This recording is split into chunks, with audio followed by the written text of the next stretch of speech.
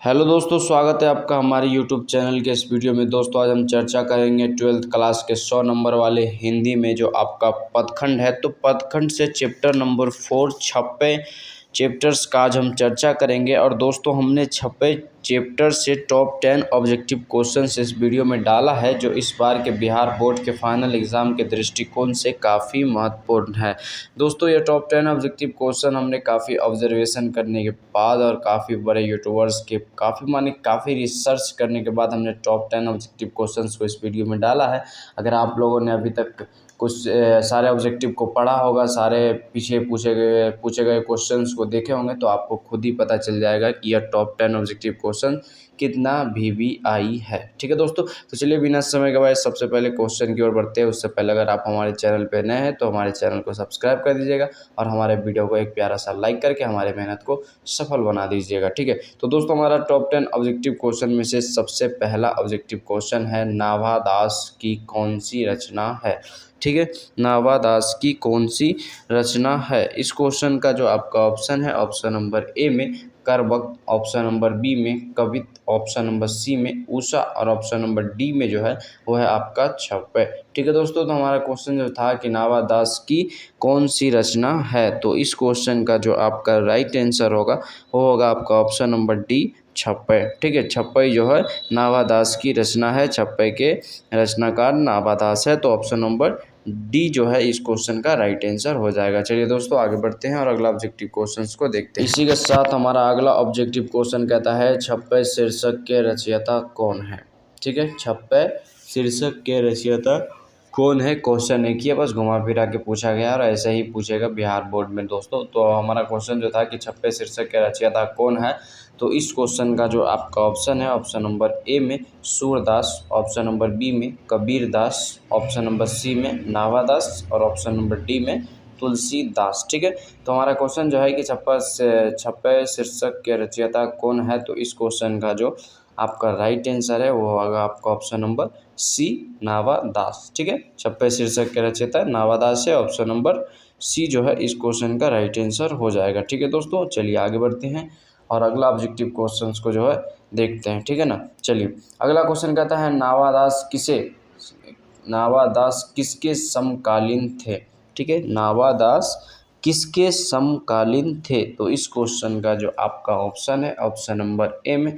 अगर आप लोगों को टॉप 10 ऑब्जेक्टिव क्वेश्चंस के सारे अगर बिना देखे हुए आप लोग राइट आंसर बता सकते हैं, तो प्लीज़ कमेंट में आप लोग इस सारे ऑब्जेक्टिव क्वेश्चंस का कमेंट में इसका आंसर बताइए। अगर आप ये टॉप 10 ऑब्जेक्टिव क्वेश्चंस का जो है राइट आंसर बता देते हैं तो समझिए आपका छप्पे चैप्टर जो है एकदम कंप्लीट है। ज़्यादा टेंशन लेने की कोई ज़रूरत नहीं है, एग्ज़ाम से एक दिन पहले बस देख के चले जाइए, कोई बात नहीं। ठीक है ना, तो हमारा क्वेश्चन जो था कि नाभा दास किसके समकालीन थे, तो इस क्वेश्चन का जो आपका ऑप्शन है, ऑप्शन नंबर ए में Kabir Das, option number B में सूरदास और ऑप्शन नंबर सी में तुलसीदास और ऑप्शन नंबर डी में इनमें से कोई नहीं। ठीक है, तो हमारा क्वेश्चन जो है कि नाभा दास किसके समकालीन थे, तो इस क्वेश्चन का जो आपका राइट आंसर होगा वो होगा आपका ऑप्शन नंबर सी तुलसीदास के। ठीक है, नाभा दास किसके समकालीन थे, ऑप्शन नंबर सी तुलसीदास के। तो ऑप्शन नंबर सी जो है इस क्वेश्चन का राइट आंसर हो जाएगा। चलिए आगे बढ़ते हैं और अगला ऑब्जेक्टिव क्वेश्चन को देखते हैं। अगला ऑब्जेक्टिव क्वेश्चन कहता है, नाभा दास का जन्म कब हुआ था।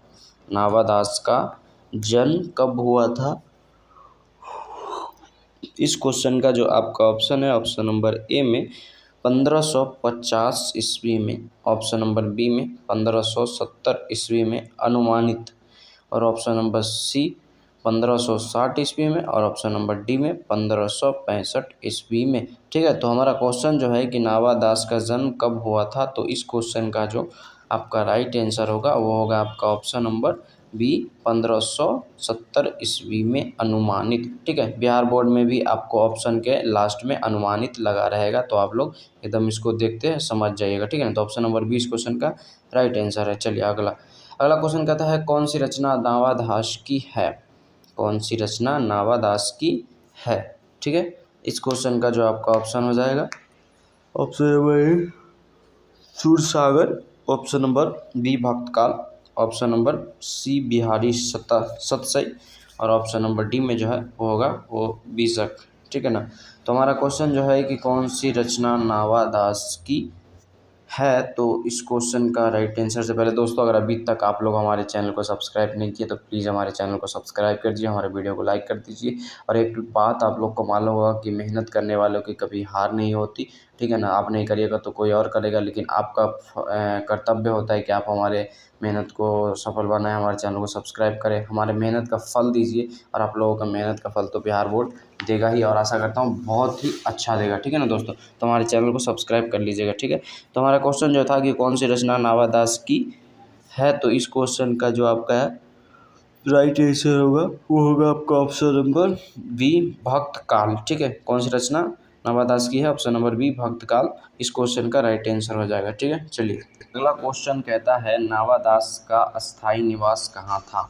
नावादास का अस्थायी निवास कहाँ था, option number A Vrindavan, option number B Haridwar, option number C Kashi, और ऑप्शन नंबर डी इनमें से कोई नहीं, ठीक है दोस्तों।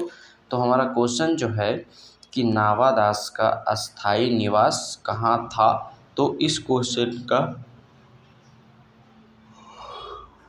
जो राइट आंसर होगा वो होगा आपका ऑप्शन नंबर ए वृंदावन, ठीक है। ऑप्शन नंबर ए इस क्वेश्चन का राइट आंसर हो जाएगा। नावादास का स्थायी स्थान वृंदावन था, ऑप्शन नंबर ए, ठीक है। चलिए अगला क्वेश्चन कहता है छप्पे कितनी पंक्तियों का छंद होता है। छप्पे कितनी पंक्तियों का छंद होता है, इस क्वेश्चन का जो आपका ऑप्शन होगा वो होगा आपका ऑप्शन नंबर ए में 4, ऑप्शन नंबर बी में 5, ऑप्शन नंबर सी 6, और ऑप्शन नंबर डी 7, ठीक है। तो हमारा क्वेश्चन जो है कि छप्पे कितनी पंक्तियों का छंद होता है, तो इस क्वेश्चन का जो आपका राइट आंसर होगा वो होगा आपका ऑप्शन नंबर सी 6, ठीक है। चैप्टर के नाम से ही आपको समझ में आ जाएगा कि छप्पे और 6 सेम होता है ना।